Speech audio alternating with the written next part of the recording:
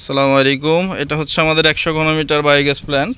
তো বায়োগ্যাসে হঠাৎ করে একটু সমস্যা দেখা দিচ্ছে, যেটা হচ্ছে ওনাদের ভাষ্য গ্যাস হচ্ছে না বা কমে গেছে। এটার কারণটা কি অনুসন্ধান করার জন্য আসছি। এটা হচ্ছে আমাদের প্ল্যান্ট, একদম টোটালি মাটির নিচে চলে গেছে। এটা হলো খামার। তো কারণটা কি আমরা দেখি। আচ্ছা, এই বাসটা উঠান দেখি, আমরা একটু চেক দিতেছি যে পানি রেশিওটা ঠিক আছে কিনা। এনে কি গোবর বোঝা যায় ভাই? না না, গোবর নাই। গোবর আছে? না, শুধু পানি।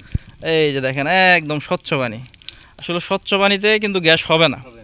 হ্যাঁ, এখানে আমাদের গোবর ভিত্তিক প্ল্যান্টের রেশিও হচ্ছে 1:1, মানে হচ্ছে অর্ধেক গোবর অর্ধেক পানি থাকবে। এটা দিয়ে আমি যখন লাড়া দিছি তখন হচ্ছে এটার মধ্যে গোবরটা লাইগে থাকবে।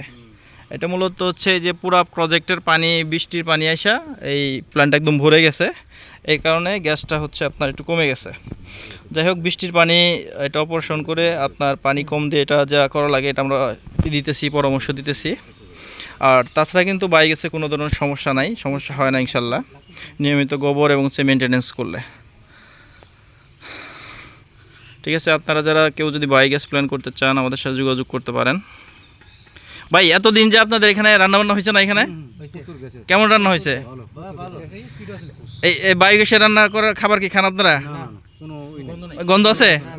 গন্ধ নাই না? অনেকে বলে যে খাবার দিয়ে গন্ধ আসে গোবরের। বোয়া না? আচ্ছা আচ্ছা আচ্ছা, গ্যাস উৎপাদন হওয়ার পর থেকে গ্যাসের রান্না বান্নাই করতেছেন, কোনো সমস্যা হয় না? ঠিক আছে, ভালো থাকেন।